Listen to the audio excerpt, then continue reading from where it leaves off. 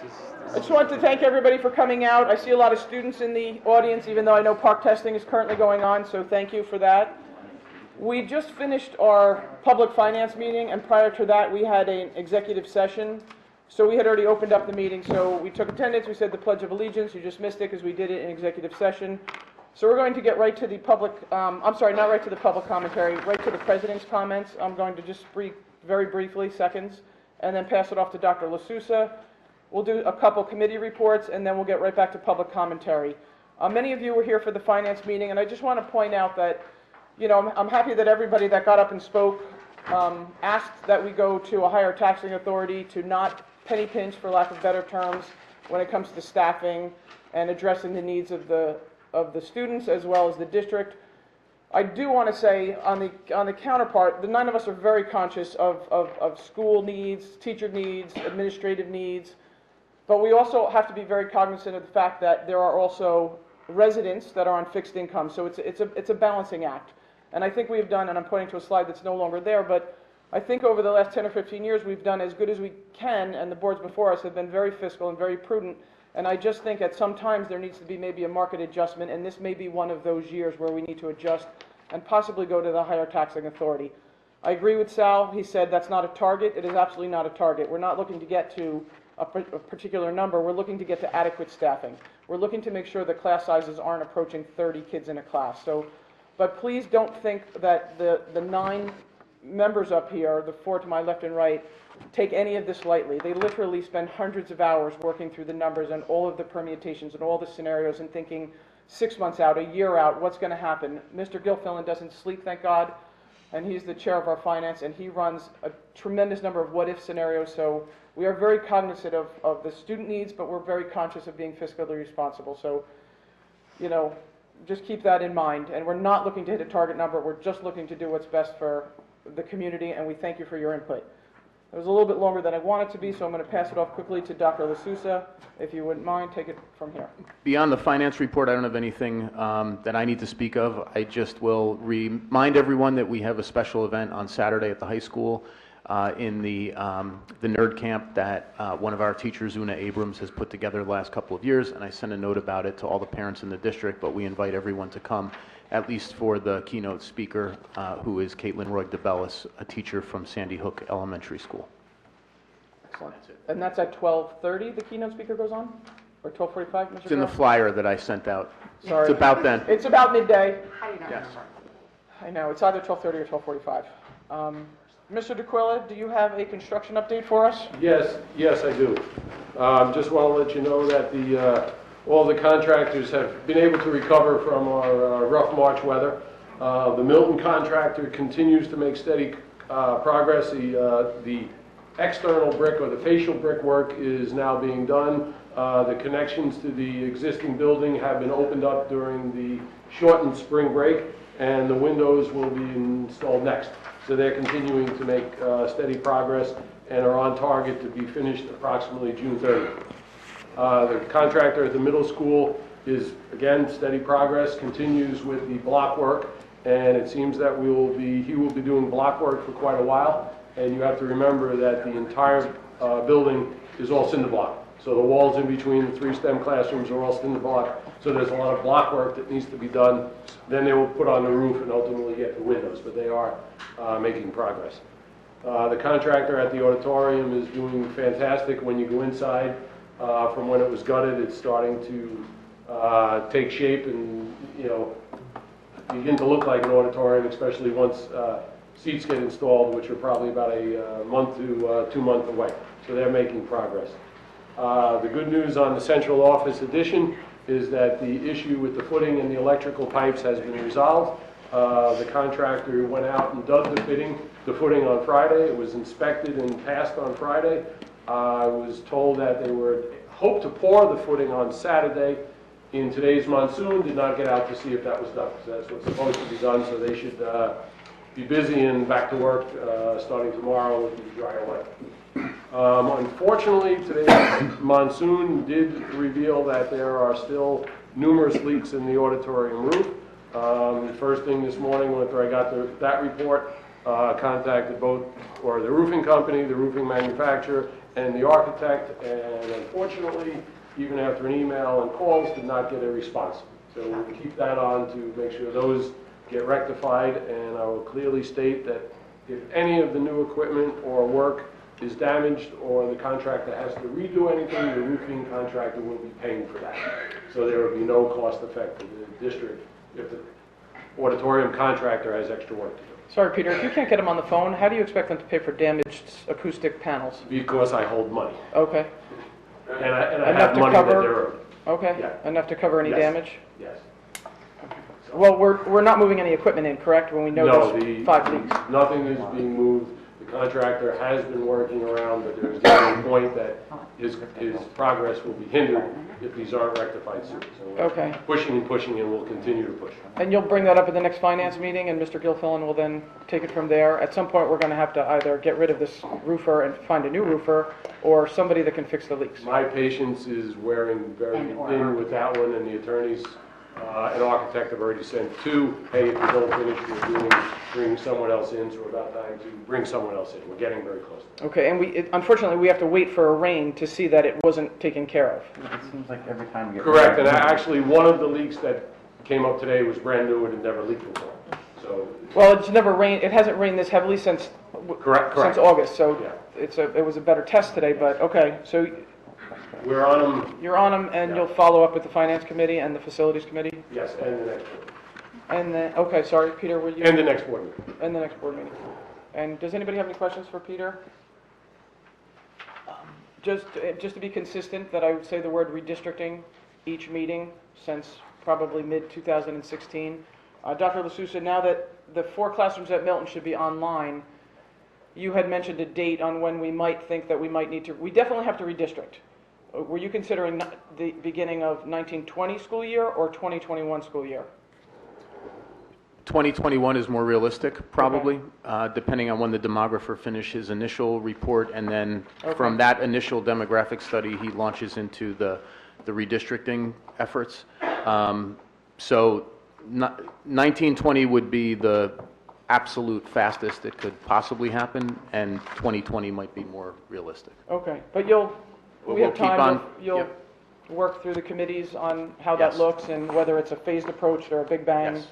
Okay, so I just want to make sure that everybody's aware that we will have to redistrict. More than likely in 1920, maybe you'll do a little bit of redistricting the year prior to that, but redistricting is inevitable, given the growth in the Southern Boulevard District and trickling with the tear downs and then the new houses going up. That's how it seems. That's how it seems, okay. So nobody's shocked when we redistrict and everybody says you didn't say it. I like to say it literally every meeting, so that in 2019, I plan on saying, I've literally said the word redistricting at every board meeting since March 6th of 2016. So just so you know, that's why I say the word redistricting at every public board meeting. Redistricting is coming, Mr. Gilfillan. Thank you for keeping up. Does anybody else have any questions for Peter? Matt, you're going to man the facilities with the leaks? I don't think you want me involved with that right now. Okay. You're on it then. Alrighty, so moving along, if we could just move on to the committee reports, starting with personnel. Ms. Kenny, I believe we have not met since our last meeting. I believe that is accurate. Is that right? Is that true? Okay. Yes. You go. I was not here. I was here. Do you want me to give an update? Oh, yeah, that'd be I lovely. was at that meeting. So yes, we met on March 28th, and we talked about, we just got an update on staffing in the K through 12 all around, any new positions that are open, any vacancies that we have, and we talked about the shift transition update, and that's pretty much it, and we are meeting again on April 30th. Excellent, thank you. Moving on. We're going to stay with you, Ann, with curriculum. Yes. Curriculum also met on March 28th. We got a mathematics update from the math supervisor, Stacy Winters. She talked about some of her goals and changes that she is looking to bring forward in the 18-19 school year, as well as some other professional development thoughts that she has. We also got an update from Mr. Grove from the high school. We opened a discussion, just started a discussion on the different aspects of whether we stay with marking periods versus semesters and what some of our options may be potentially in the future, and just started a dialogue on that. And we will be meeting again on May 9th. Excellent. Thank you. Finance and Facilities, Mr. Gilfillan. We just met, and everyone heard it, nothing to add. Mr. Harnock, Policy and Planning. Policy and Planning has not met since our last meeting. Our next one is on May 9th. Excellent, very good, thank you. We're just going to quickly go through the liaison reports. I'm the liaison for the Chatham Borough.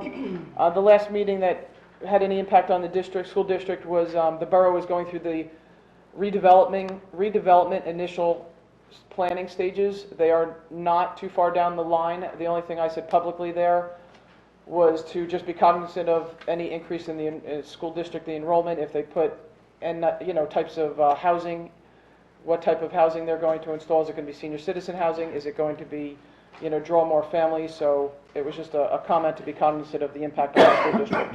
They're too early to give any definitive numbers in that direction. Township, Ms. Clark is not here. Moving over to the athletic boosters. Ann, did you have anything on that? No. No. I asked Carol, she said nothing specific happened. They want money. Yes, and they don't, I know they have a $75,000 operating budget that is hard to raise each year. Mr. Arnott, over to you, Arts Boosters, Performing Arts.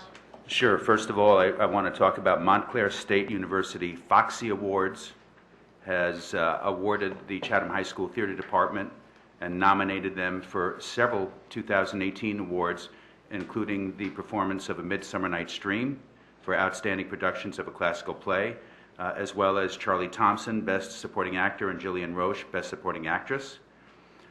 I'd also like to give a shout out to the folks involved with Fiddler on the Roof. Those who have not seen it, I've seen it each night because my daughter's in the pit. It was absolutely fantastic. I'll give a shout out to Charlie again. I'll give a shout out to my daughter, Mary, in the pit. Anyway, congratulations go to pit conductor Brian Conti, vocal director Ken Bryson, choreographer Alexis Pravduk, production managers Jill Horowitz and Veronica Shaw, and there's a whole host of other people. It was just absolutely fantastic. Your spring concert season is swinging into full gear. Thursday, April 19th, the 9th Annual Jazz in the Middle Festival will take place at the middle school. Christy Spriggs is managing and hosting the event. April 25th, we have high school spring band concerts. And then keep on your calendar the Morris Union Jointure Commission Musical Festival takes place Sunday, April 29th at New Providence High School. We have 38 students from Chatham performing in that co-op. Thank you. Thank you, Mr. Arnott. Ms. Kenny, would you mind giving us the report for the Education Foundation? Yes, I'd like to remind everyone that Casino Royale is going to be taking place this Friday night, and also say that the online bidding process for their auction is going to begin on Thursday, April 19th, and it'll end Friday, April 20th at 10:45. And anyone can bid whether you're going to Casino Royale or not. All you have to do is go on to www.cef.cbo.io, and it's also on the CEF website. There are over 100 items, and if you register before 10 p.m. on Wednesday night, you could win a $100 Wegmans gift card as well. So I encourage everyone to go on and sign up for the auction. But the tickets are sold out, correct? The tickets are sold out, but you can still participate and help out by using the auction. Excellent, thank you. Excellent, excellent. Mr. Gilfillan, Chatham Recreation Committee? Nothing to report. And Ann, back to you for the 57th time, PTO District Cabinet Meeting? At punt to Dr. LaSousa. We met last Wednesday, and we spoke a little bit about budget and also about a presentation that I gave to 8th graders regarding progression through the high school and where kids end up in college. Excellent, Thank you. thank you very much. When do you meet again? When do we meet again? First week in May, but I will get you the date Perfect. in the May 2nd. May 2nd. This way Peter I'll can see you put it in there. the minutes. That sounds good. Okay, very good. So I would like to make a motion to move the public and private executive session for March 19th and also March 28th, the public and executive session. Can I get a second on that? I second. Pete, what, I missed the 19th, right? We'll do them one at a Was I here on time. the 28th? 319, Mr. Gilpin was absent, and Teacher homework call. on 28, Mr. Gilpin, sorry. I was here. On 328, Michelle and Lotto absent. Okay, very good. So can we do March 19th first? Sure. The March 19th minutes. Mr. Gilpin, Abstain. Mr. Arnold, Yes. Ms. Chambers, Yes. Ms. Chicarelli, Yes. Ms. Kenny, Yes. Mr. Ryan, Yes. Mr. Valenti, Yes. and Ms. Weber. Yes, Pass 7-0-1. excellent. Could we do March 28th? Sure. Mr. Gilpin. Yes. Mr. Arnott, Yes. Ms. Chambers, Yes. Ms. Chicarelli, Yes. Ms. Kenny, Abstain? Mr. Ryan, Yes. Mr. Valenti, Yes. and Ms. Weber. Yes. They pass 7-0-1. Excellent, thank you. Okay, so we have our first opportunity for public commentary. If you wouldn't mind coming up to the microphone. Again, Ms. Kenny is going to help me if there's a crush of people. We just want to make sure we can hear from everybody, so we're going to limit it to just a few minutes. Lotta's going to help with the timing on that. If you could sign in, introduce yourself. Mr. Groh, you have something to say? Wow. I do. Wow. Wow. Are you here as a citizen? Yeah, I I'm just- curious. Are you here as Mr. Groh? or are you here as- I am here as Darren Groh, as principal, not as resident. Okay. There's been a lot of talk over the last few weeks, and a lot of the focus has been on the high school, and I just want to, I guess, put a little bit of clarification on high school staffing versus middle or elementary school staffing.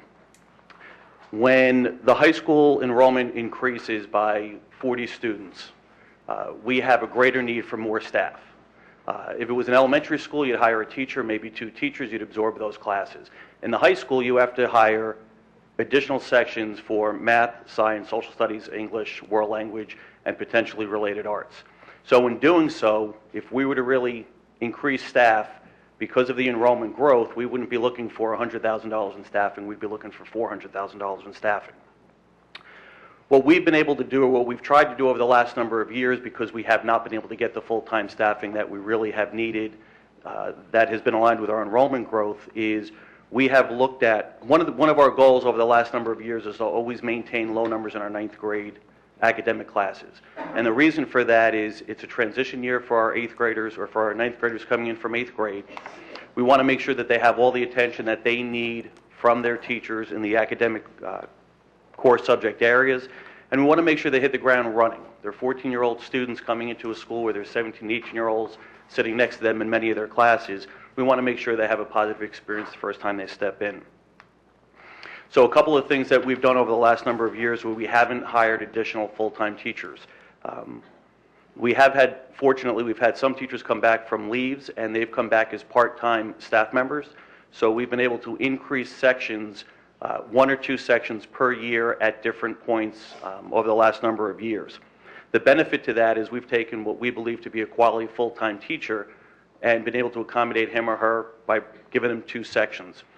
If we were to look at hiring a part-time teacher at 2/5, I would tell you the quality of teacher that is able to come in to teach our students at 2/5 is nowhere near the quality of teacher of a full-time teacher. So we've been very lucky. The other way we've absorbed numbers is by giving a teacher a 6th period class, okay? So ideally what we have is a class size maxed out at 24. Teachers typically are teaching 5 periods, so they have about 121 students, 120 students that they're responsible for every day for the course of a 180-day school year. If you're looking at English and you have 3 or 4 writing assignments a year, they're grading over 500 essays in a given year. Add a 6th period to an English teacher, and that number goes from 120 to 140, okay? Couple of numbers. Right now we have 1,275 students in the high school. If nobody moved in and nobody moved out, we'd be plus 70 next year. So we'd be at 1,345 students. I could tell you right now, we already have students who are not coming to the high school next year. I could also tell you we already have students who've pre-registered who will be coming into our community next year. So I'm still anticipating, even with numbers with our current 8th graders not coming to the high school, that we will be increasing our enrollment up to about 1,340 students at the high school. Just want to give you a few numbers, and then You can take with it what you'd like. 2 years ago, we had 7 sections in our whole English department that were at or above our maximum class size. 7 classes. This year, we have 19 classes currently that are at max or above. 2 years ago, in our math department, we had 8 classes that were at max or above. This year, we are currently running with 20 sections that are at or above our max class size. And in social studies, 2 years ago, we had 8 sections that were at 24 or higher. This year, we are at 16 sections that are 24 or higher. So while we've tried to add staffing and sections to accommodate our growth, it has not kept up with our needs. Without additional staff, it's only going to put more stress on the teachers with bigger class size. So I just thought those numbers were important. To be honest with you, they kind of snuck up on me. It was only 2 years ago where things were under control, so to speak. The couple of extra 6th periods, their time has come and gone, I believe, and we certainly need staffing.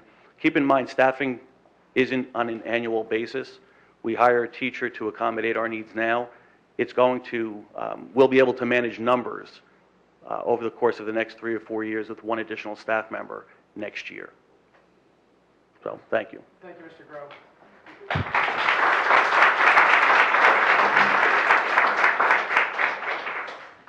Mr. Grove got extra time because Anthony in charge of 1,340 teenagers. Gets as much time as he needs. It's only called 75 this year. Dan Marino, the township. First of all, I want to say thank you as a taxpayer and a parent with kids in the district. I know it's a balancing act, and I appreciate all the perspectives that you provide because I look at them from all those perspectives as a taxpayer and as a parent.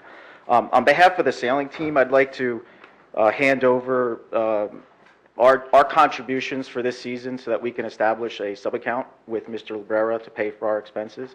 I have 15 checks here. They total $4,500. We have a couple of other kids who are going to be also paying $300 each, so the total will be $5,100. Our total budget is approximately $7,500, so we raised $5,100 from our families, and the Boosters organization is kind enough to give us $2,300 this year to help pay for coaching and team stipends. So I'd like to hand those to wherever they go, and I'll give the other checks to Mr. Librera directly. I assume that that's okay. There's been a lot of discussion about whether we should increase to the max and how we raise revenue, essentially. So I don't want to kind of reiterate those points, but I will say this. From a sports participation standpoint, I think one of the ways that we can kind of make it a little bit more fair across the board is to look at the participation fee that I believe every student who either plays a sport and maybe participates in certain clubs pays.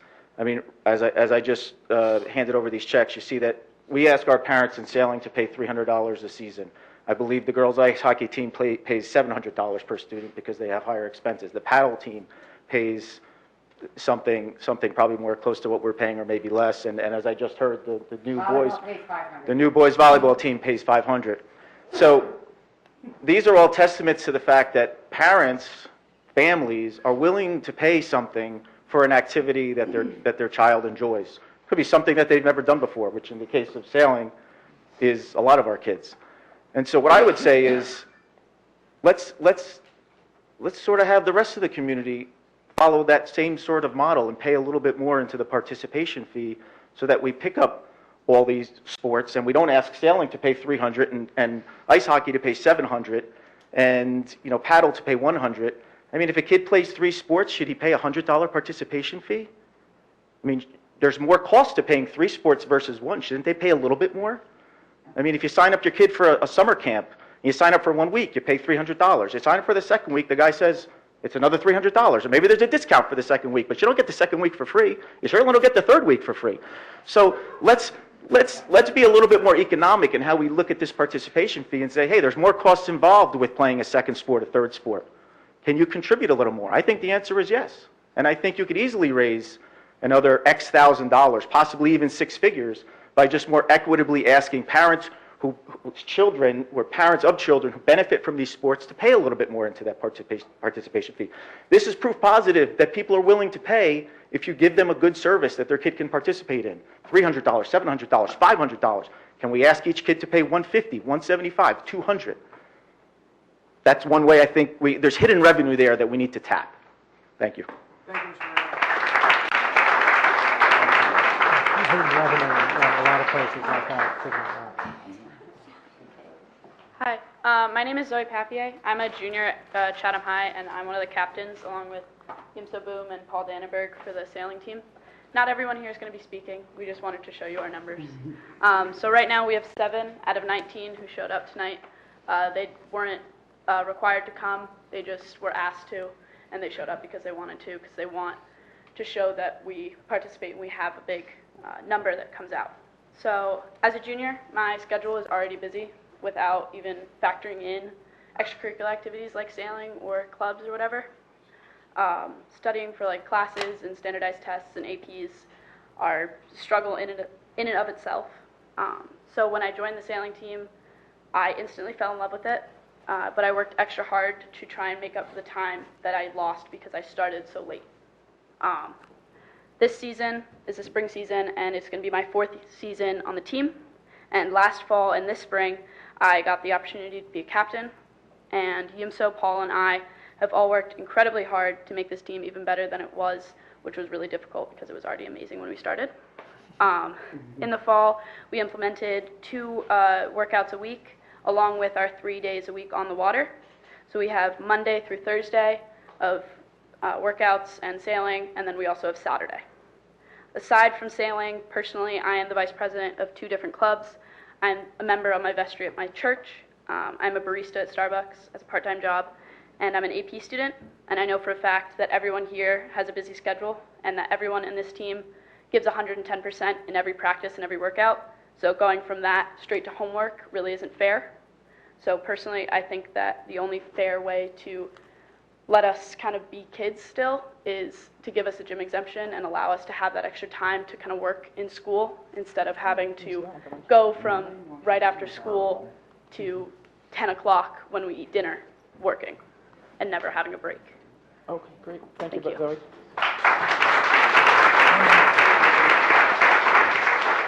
Thank you, Zoe, for representing your team. Just in the future, don't bury the lead, because I thought you were talking about budget until you got to the gym exemption. Sorry. So, just saying, don't bury the lead. Start with, I'm here to talk about gym exemption, and then go right at it, and this way we listen with a different set of ears. But thank you, and thank you for representing your team. I'm also here to talk about the gym exemption. Excellent, there you go. So.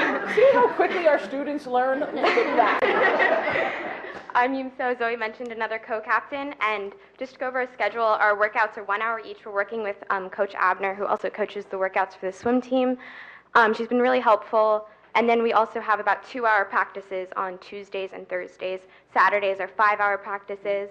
And then Sundays we have 8-hour regattas. And then so far we've sailed 3 out of the 4 Sundays of our season. We start and end with every other team. We like to match it up according to their seasons, and we sail for 2 seasons out of the year.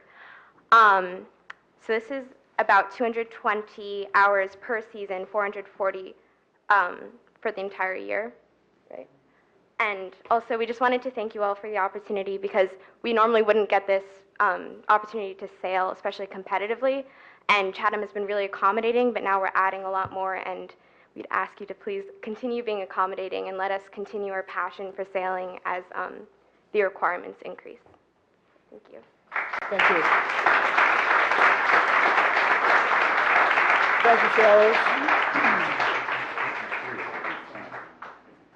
What's the temperature on the water these days? Cold. 30, 40? I was in the ocean on Saturday and it was chilly. Yeah. Hey, season, man. Get with it. Hi, everybody. Marielle Kolker, Chatham Township. I just popped in to talk to you guys about the staffing issue from the perspective of a teacher, which I'm not sure you've had tonight. And because I'm not a teacher in here, I can just tell you what I think. So I would like you to know that I've taught in 3 different school districts, and from very small classes to very large classes. And what I've distilled over the 12 years that I've been a teacher is that I have to divide my energy, my efforts, and my time in the classroom between doing, facilitating learning and balancing that with classroom management. And classroom management, if it's done well, can be a very small part of your job because you know what you're doing, and you can make that, you can make it very small, and you can actually get a lot of learning to happen in the classroom. When you are talking about numbers in a classroom, it is an exponential relationship. It's not that, you know, if you have 20 kids or if you have 25 kids, so that's, you know, that's a 25% increase. So that's 25% increase in, it's not. It's absolutely exponential. And my personal limit is at about 24. And after that, I am, I'm now controlling. I'm now trying to control what's happening in the classroom. And that's because it's not just one extra kid, it's how they're all interacting with each other. And so what you're doing is talking about, you know, it's a disservice to the teachers, but really who it's a disservice to are the kids in the classroom, and are they getting the best educational experience they can? Because when you start saying that, you know, well, as long as we have them in an English classroom, as long as we have them in, you know, a science classroom, they're getting the education. Well, but it's diminished. It's diminished, you know, a little bit at a time, a year at a time, as the numbers go up, and you know the percentage of time that you have with the teacher decreases. Especially something like English, when you know you need help writing and you've got that much less time to consult with the teacher. So I just wanted to give you my perspective and let you know that I think this is of tremendous importance, and I hope that, and I know that it's important to you. And I would also like to say that all of our we've all been beneficiaries of the property tax or the property value increase in our homes, thanks to the school district. So so that while I understand that it's an issue for taxpayers and for everyone who lives in the town, we're also reaping a benefit from that. Thank you. Thank you very much.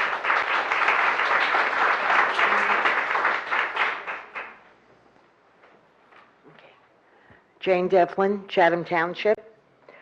Well, first I would like to begin by lending support to the sailing club based on what I heard this evening in consideration for a gym exemption. This is a club that grew in leaps and bounds over the years. It's rigorous and it's a healthy sport. It promotes a healthy lifestyle, and that is a gym lesson and a life lesson in and of itself. I believe we should support that request, as well as the sailing club fiscally or financially. And although I was unable to attend the open finance tonight, I did attend the superintendent's presentation at the Chatham High School PTO last week, and I too would like to lend support for the apparent need for additional teachers. This isn't a luxury or a wish list. It's a basic and essential need. Teachers, along with school counselors and mental health staff, aside from parents, of course, and let me say an aunt or two, probably are the most essential to nourishing the development and minds of our youth. And we as a community shouldn't skimp on that. It's a weak point to counter that our district performs highly given the current staff patterns as they exist. School and academics are so different now and more rigorous than in past years, and the bar seems to get higher each year. So parents will pay for tutors at all grade levels, enrichment classes, college prep courses, college application coaches, yet we think twice about more adequately staffing with teachers. 120 students for a teacher, as Mr. Groh mentioned tonight, is a huge caseload. It's one thing when an impoverished community can't have enough teachers, but for a town like Chatham, it's embarrassing. Thank you. Thank you, Ms. Devlin.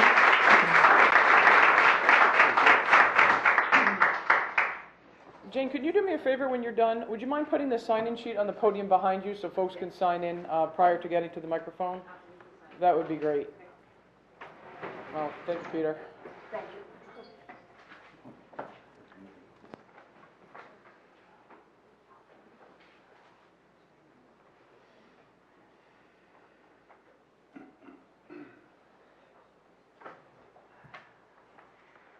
Hi, thank you. Carolyn Dempsey of Chatham Borough, and I want to thank Dr. LaSousa. I want to thank the school board. I'm here in full support of our school board and of our teachers and of our children.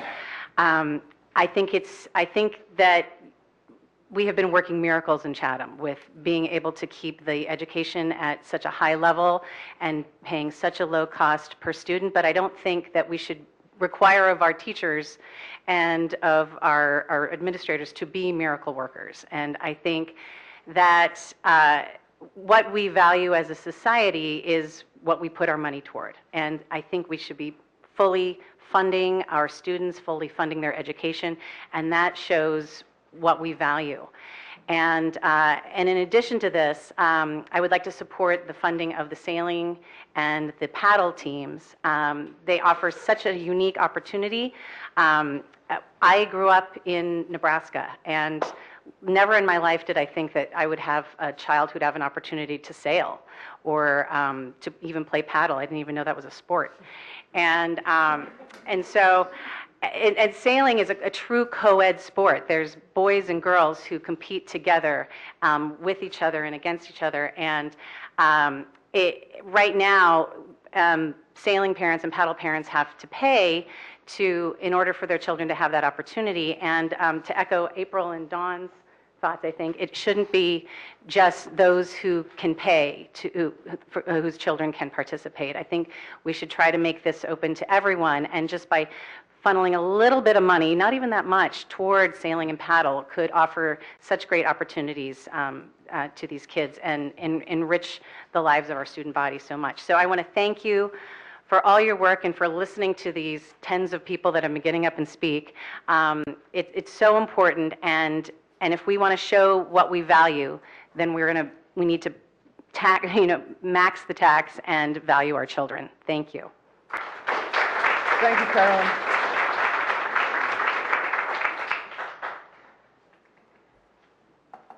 Hi, I'm Jill Strickler. I have the privilege of paying taxes to both the borough and the township, though I primarily live in the borough. I just want to thank you all for your service and encourage you to lean much towards the 3.62 increase. It sounds like we have been privileged to be getting the best for the least for a long time. But we all know that if we underinvest by continuing on spending the least, we will likely fall out of the category of the best. And that being a town with great schools, which Chatham is almost certainly universally known as, is a brand we cannot afford to let go of, either for our children or for our property values. So I would really encourage you, particularly on the staff issues, and on any issues that are causing pay to play, which didn't happen when we were in the high school. My kids were in the high school, and I would hate to think of kids being excluded from sports because they couldn't afford that $500 or $700 fee, and I'm assuming there are offsetting funds somewhere for it. But certainly staffing appropriately and that mental health professional, I think would be incredibly valuable. And on the mental health front, it's been my experience that just like on physical health, mental health probably does better with an ounce of prevention rather than a pound of cure. And so if that psychologist can have an impact on curriculum that teaches children to express their feelings at early ages, just psychology at a very age-appropriate curricular inclusion would be very valuable. Thank you. Thank you, Jill.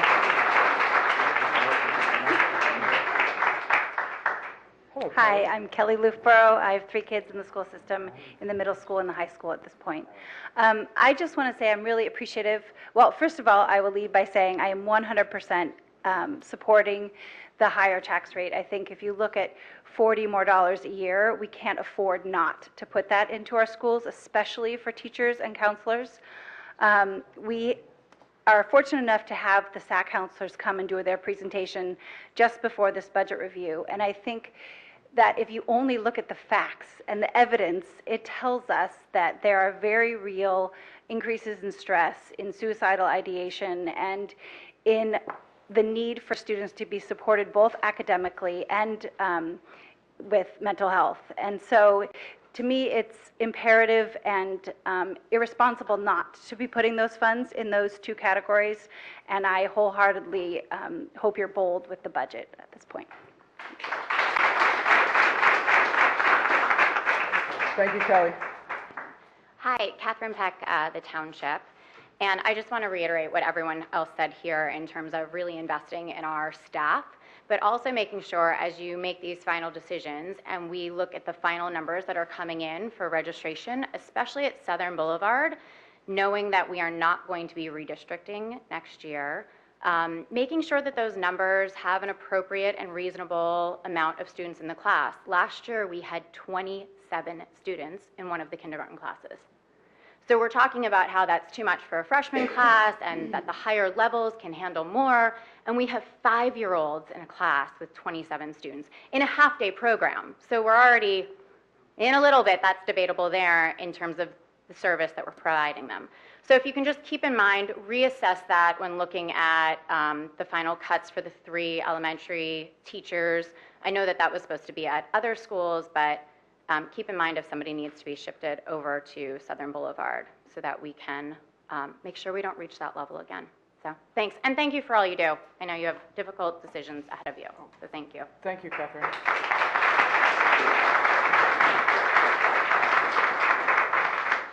Okay, I think hopefully everybody's had an opportunity to speak. We're going to move through the regular agenda. It goes fairly quickly because these are posted online, usually by Friday afternoon.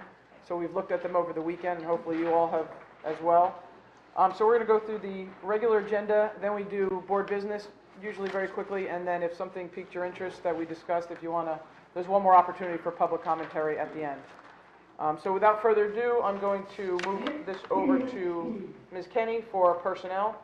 Yes, I'd like to move action items, agenda items A1 to A18 for votes.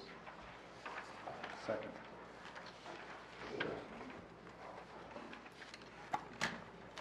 Does anybody have any questions for either Dr. LaSousa or Ms. Grant? Ms. Grant just loves questions.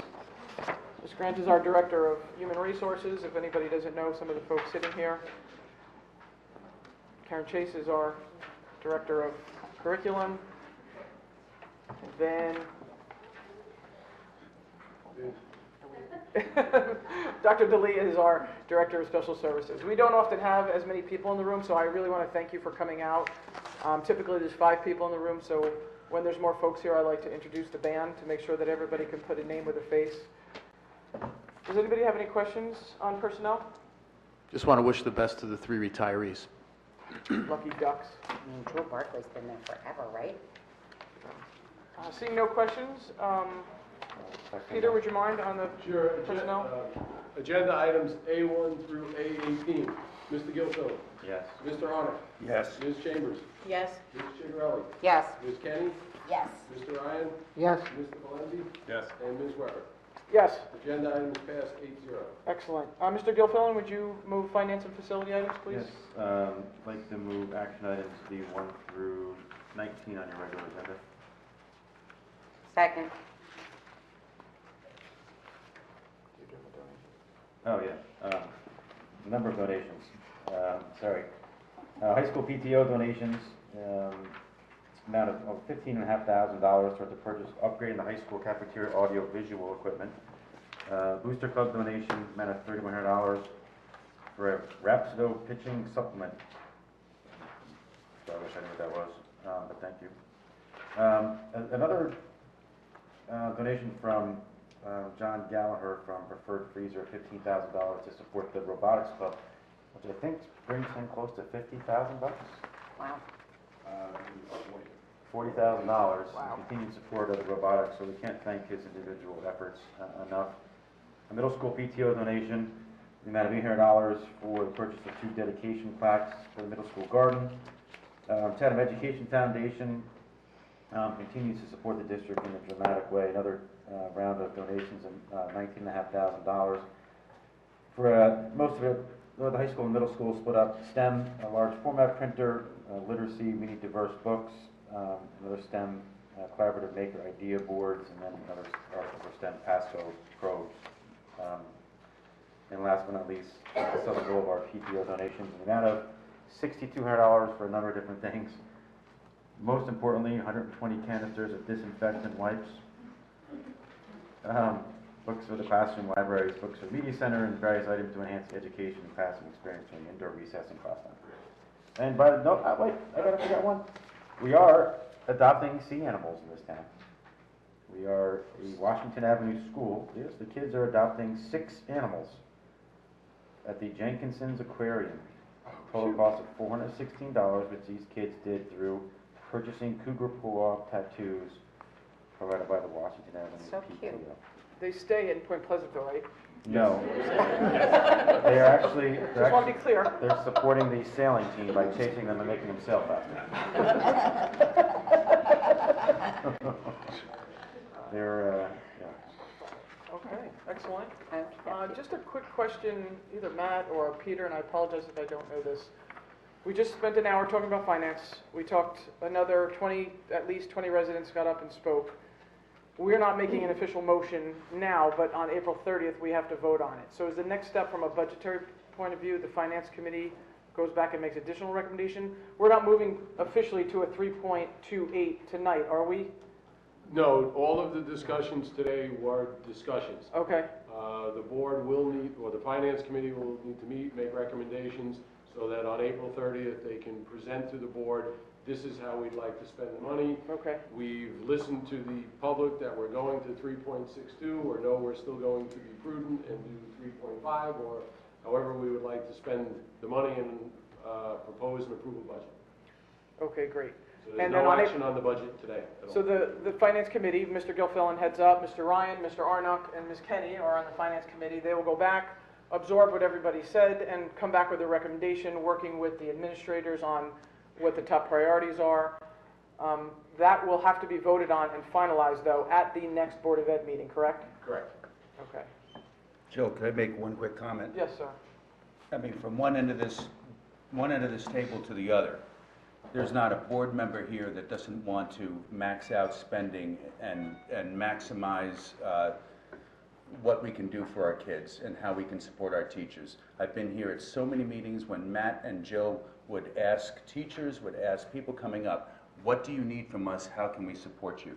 So I don't want there to be an opinion that there's not a single person of us that doesn't want to cheer on all the folks, the great folks that came up and spoke up in favor of maxing out the budget.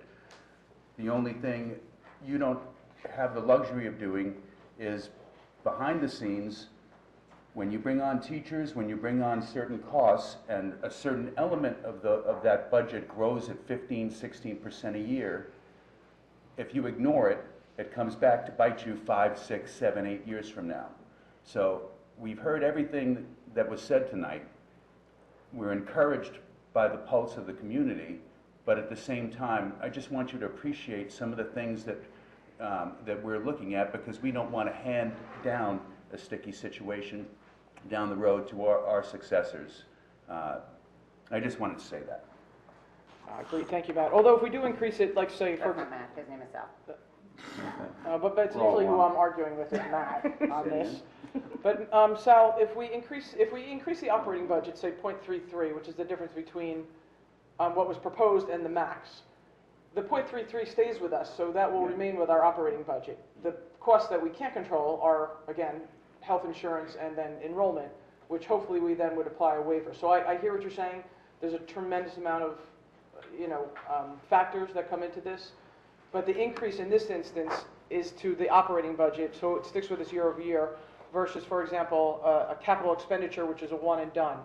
So those are the difference in budgetary items. Well, I mean, honestly, the real issue that we have to tackle here on a consistent basis, and I'm going to ask Pete to do this, is I'd like to see, as a percentage of the budget 10 years ago, what were wages and benefits, and what that percentage budget is now. So we have to weigh basically a crowding out effect, whereby public schools are the worst business models you could ever imagine, right? You have a fixed revenue line and you have a variable cost line. And unfortunately, our variable line is about to go through our fixed line.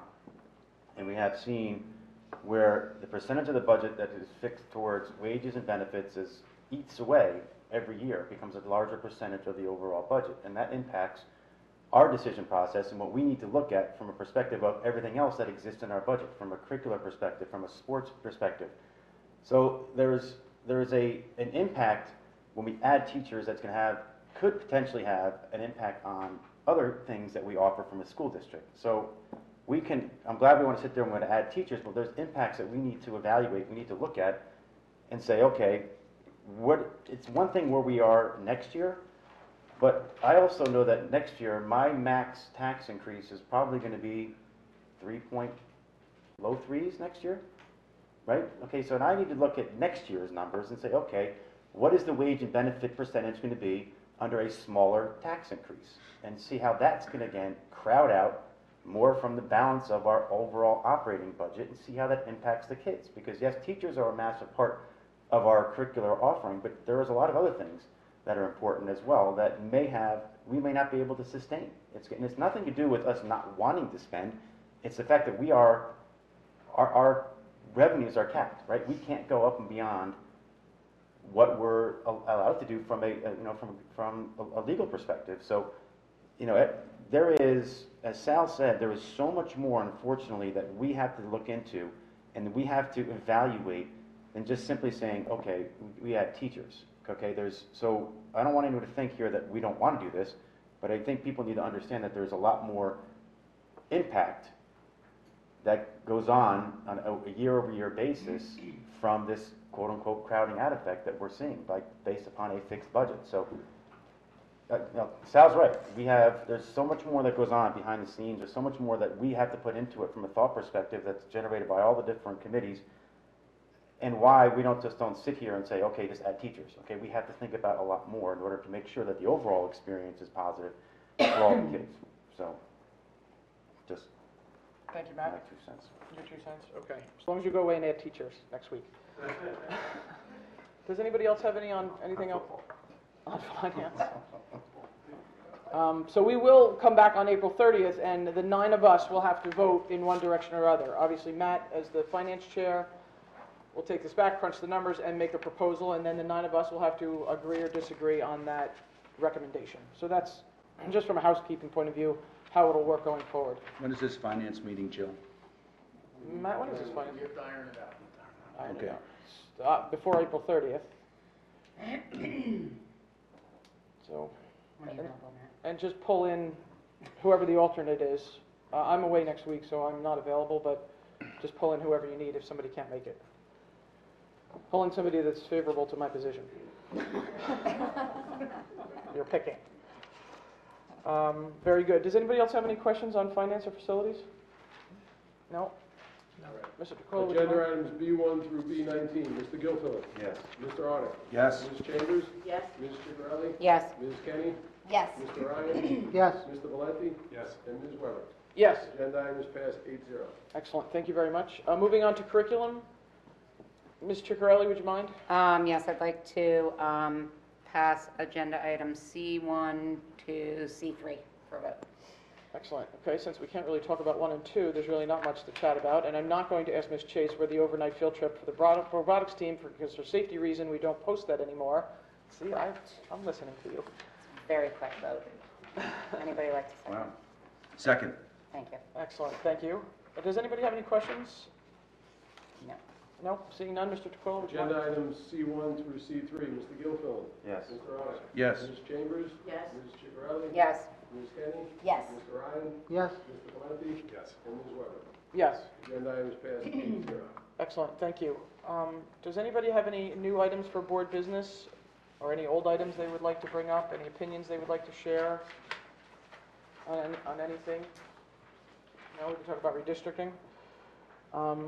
The other thing I would just like to remind the board about, at the last meeting, the board had pretty much asked me, and then I, of course, punted to Dr. LaSousa, to inquire about school security and work with our municipalities on adding personnel. And it's in the early exploratory stages, but we have a meeting tomorrow night. And then, as a typical and well-oiled machine and the leader that I am, I then punted my responsibilities to Mr. Valenti, who has about 3 decades in law enforcement. So while I'll be at the table, I've asked Mr. Valenti to take the lead on that since he has a tremendous amount of experience in that area. And again, we're just trying to work with our municipalities. Class 3 officers report directly to the police department. They do not report to the school district. So, Dr. LaSousa, typically a funding model is the schools either split the cost with the municipality, or I know you've done some research in this area.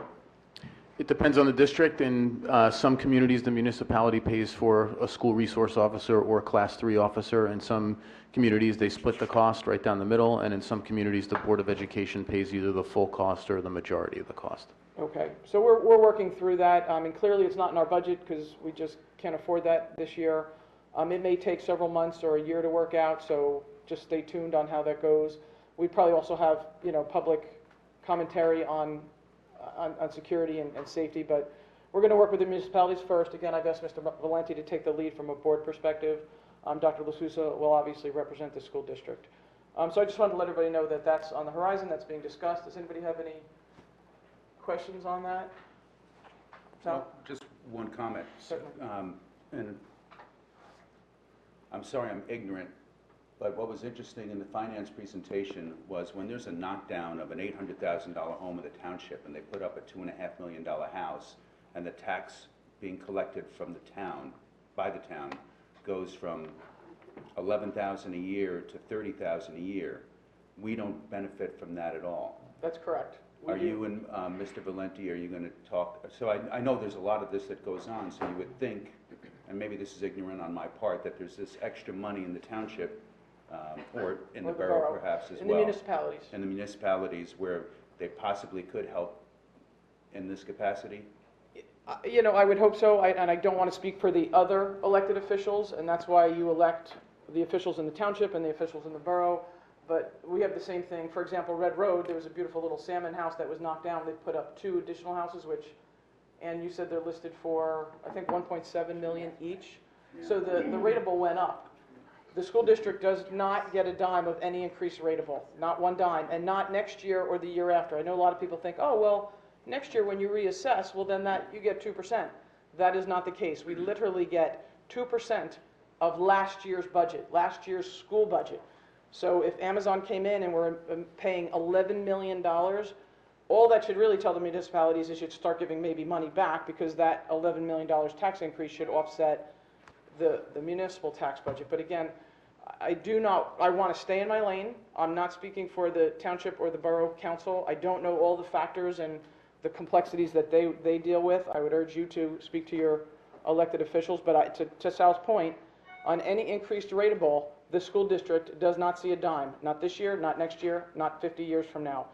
And maybe the reason that is because in economic downtimes, if a town is struggling, the school still needs to run. So that the statute is written so that the school maintains its 2% budget. It can still pay its teachers and pay the health care. There's not a lot of extra beyond the 2%. So that's why the statute is written. In economic prosperity, we do not see a dime. So there's a reason for the statute. It's to protect the school districts. I think it's even such that if the municipal's tax ratables went below their operating costs, they are allowed to actually take out a loan to pay the school district. Is that a true statement, Dr. LaSousa, that the schools get paid first from the schools tax levy? Get paid first. I don't know about the loan or what Okay. happens if there's a crisis like that. Right, and again, I want to stay in my lane. I really don't want to veer into the municipal, because you have elected officials for that, and I'll let them. And I don't want to antagonize No, the public it's just a officials fact. too, We don't get a dime. but you can see from tonight, the challenges in just educating the children. It would be nice if we had a little help keeping the children safe, and we didn't have to worry about competing resources for that. Right. Just a thought. Right. And Mike can speak to this better, Mike Valenti. There's 3 mics in the room. Class 3 officers were specifically designed in 2006. 16, I'm sorry, very recently, just a couple of years ago. They are only allowed to work in school district, and they are retired police officers that have to have been retired in the last, it's currently 5 years, but the statute is changing, the last 3 years. They are hired by the police department. They are vetted by the police department. They are trained specifically to deal with school situations, school shooting situations, typical activity that might happen in a school environment. They will work with the principal, but they report directly to the police department, which is why it's often discussed with the municipality. In Chatham, we're unique. New Providence just has one town council. The school board is merged, so we work with both town councils and work with their experts as well. Both Chief Henley and Captain Gibbons will be at the meeting, I believe. I believe so. Okay, so more to follow. It's more just to mention that that's what's on the horizon. From a board perspective, we're in good hands with Mr. Valenti, who has literally decades of experience in law enforcement. And the rest of the board will weigh in and, follow Mike's recommendations accordingly. I just had one question. I know we want to explore the possibility of putting the Class 3 officers in the school. What I don't think I have a grasp on yet, are we talking about replacing the existing security personnel or another layer, like an additional personnel? Do we feel the need to have both, or is that something that we're exploring in this meeting? I think it needs more discussion. Yeah, we haven't gotten to that point yet. Other school districts that have gone forward with Class 3 officers have used them in addition to any school security personnel they already had in place, because they perform and serve only police-related functions. Right, checking lunches, but we're in, preliminary stages, so more to follow. Absolutely. So, we'll discuss staffing needs and, talk to the building principals who are, boots on the ground every day on what that means. But I think everybody's goal in this room, in this town, is to make sure that we keep the highest concentration of residents are in school buildings through 180 days. There are literally 4,200 residents in school buildings. There is no place else in town where we have a higher concentration of residents on a daily basis. So it needs to be explored. We need to work with our other elected officials. We need to work with our police captains and chiefs. And as I said, I'm punting to Mike because of his years of experience. And I will follow his lead and take a back seat on that and listen to the experts in the room. Everybody good? Yeah. Any additional board business? We can talk about redistricting again? Just throwing it out there. Matt just said, we're redistricting? Okay, so we have our second opportunity for public commentary. I don't know if anything that was said in the last half hour piqued your interest. If you wouldn't mind just, signing in, introducing yourself. If you want to talk about redistricting. You'd be shocked at how many people come up to me and say, redistricting, you need to tell people about that. Really? Hi, I'm Allie Papier. I'm from the borough, and I'm just here just to vocalize support again for the sailing team, who both on the gym exemption side of things and the school funding side of things. The team, they represent Chatham. They go to Toms River, they go to Perth Amboy, they go to Shrewsbury, they go to the New York Maritime College. They're out there representing Chatham. And they're a fantastic representation of the town and the school district. So I really feel that it's important that they get the support from the Board of Ed as well and from the schools. So I really would like to see them get the gym exemption. They work extremely hard, and I think that that's something that, compared to what other sports are doing, they're on a level playing field in that respect. And the funding side of things, I feel Dan Marino made the point very clearly, and I think that I support that as well, that the participation fee is something that should be considered as a sort of a share the resources type of thing as you're using those. And then lastly, I'm for Max the Tax, so I understand the challenges that you have with that, but just... I think it's important. We've reaped the benefits of the school district for so many years. I have two older kids who went through the district. After next year, we won't have anybody in the district anymore, but I still feel that it's critical that we support class size, that we don't get to this large class size where, we may diminish the performance in the classroom and the challenges for the teachers as well. Thank you. My name is Robert Nevin. I live in the township. First, the students that got up and spoke about the sailing, you did a fantastic job. You represented yourself very well and wholeheartedly support the gym exception. I'm in sales and marketing. Whoever came up with Max the Tax It's a disaster. I have 3 children in this school system. Whoever came up with max, I'm not asking to point fingers, change it. Because I thought that was the word, that was my only reason for coming, was to point out max the tax is not going to help anybody's effort. That's the first time we heard it. Oh, 30 okay, seconds thank ago. goodness, because well, no, I have heard max the tax, We haven't. because on the other We side, haven't, people are so we pushing can't tell back. you where you heard it first. Okay, because the other thing that just tin ear, the hearing about the need for teachers, absolutely, working in security, which of course it's needed. Someone gave a very good argument for the need for mental health counseling, and then that was in between sail and paddle. I mean, max the tax and sail and paddle, and I'm all for them having the programs. But a gentleman that left who gave an argument, and to me it was like a little bit of balance of maybe there's got to be some pay to play. I would love all these programs to be free, but I heard a few people talk about, and maybe it was on both sides, people coming in, knocking down smaller homes, building million-dollar properties. Yes, that happens. It's not just really wealthy people coming in. There's a lot of people that aren't just retiring and leaving, they're being forced out. New Jersey is the state with the 3rd worst tax burden. So there's a lot of people that don't want to leave Chatham. So that's why I would just implore, I'm glad that it isn't something, but there is an argument against this max the tax and, let's not give them everything they want. And I'm somebody with children in this school system and I feel blessed that they're in this school system. So those are my 2 cents. Thank you for all your work. Thank you, Mr. Devon.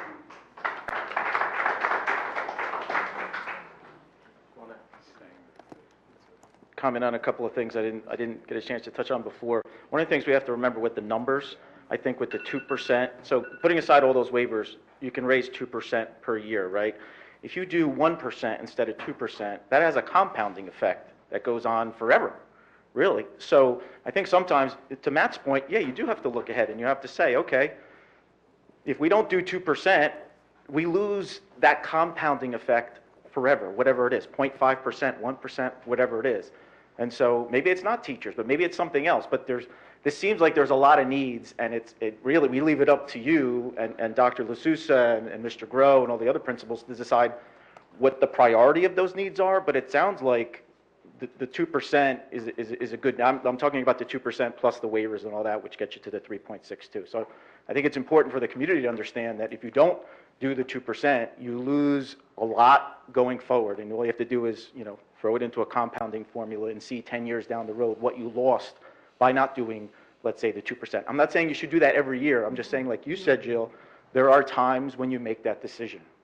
And secondly, I think the community has proven itself to be very frugal and very cost-minded. It was less than 2 years ago that we were asked to look at a referendum for the Performing Arts Center, and it failed, and I think it failed because a lot of the people who even had kids in the district said, we don't think it's the best use of the money. Now, that was millions of dollars. We said no to that. Now we're talking about hundreds of thousands of dollars, and that was a proposal put forward by the board. So I think from a community standpoint, we take these things very seriously. We don't just say, let's pay for that, let's pay for that, let's pay for that. But when it's justified, we come out in force and we say, yes, we need teachers, or we need a mental health professional, we need something else. That's it. Thank you. Thank you.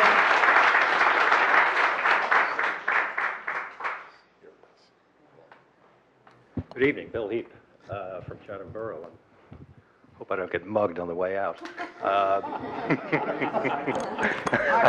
I would say I'd be protecting you, Mr. Heap, but I'd be lying. Okay.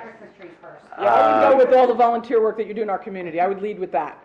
First, credit where credit is due. My wife and I went to see the play, The Fiddler on the Roof, and it was just terrific. Really was. Imaginative, creative set. I like the idea that the orchestra was behind the set. The kids did a terrific job, and I don't think that any parent can go and watch that play without understanding how emotionally brutal it is to raise children. And so it's just a great story, it's a great lesson, and they did a terrific job. So they deserve all the congratulations for that. On to some business.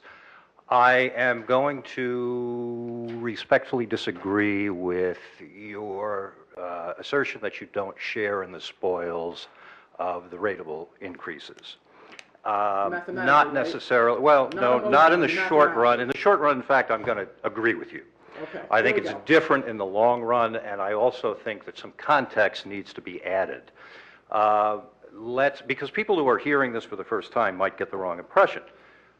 Let's take a step back for a minute and remember that this board made a unilateral decision a couple of years ago to abandon the April vote. You did not really want to put up with cranky taxpayers like me who come up and want to torture you and make your life miserable. So you went for the sure thing in November, which you were certainly allowed to do under the rules and regulations put forth by the Christie administration. So you gave up the risk to get the sure thing, and that's okay. However, if you had maintained the April vote, like some of us wanted you to, you could have put forth a budget that might have included what you thought to be your fair share of any rateable increase in town. So you can't make a decision and then go around town complaining about it. It's smacks of sour grapes, I think. So I think the context has to be added to that. In the long run, I think one of the good ways to look at this is to look at your share of the pie, of your share of the revenue take. And it has remained remarkably stable over the years. 61, 62, 63%, you're at 2/3 of the pie, basically. And in fact, it is creeping up. So the fact is that you have been able to raise taxes higher than either the township or the borough, and that has kept your share of the take pretty consistent. The other thing is, when it comes to sharing in the spoils, it works both ways. Politicians in Trenton will tell you when they increase school aid that this is a form of property tax relief.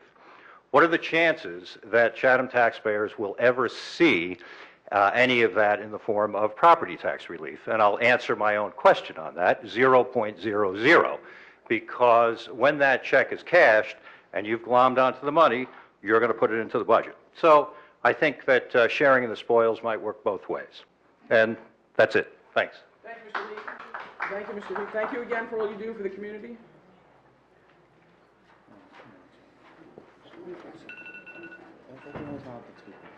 I know, but it's two new topics.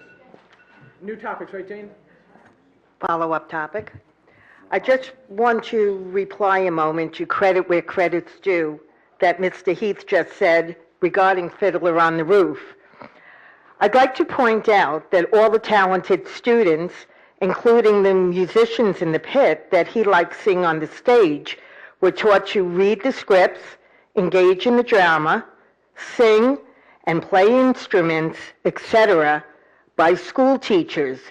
So in a way, isn't Mr. Heath saying how he recognizes the importance of the teachers? Thank you.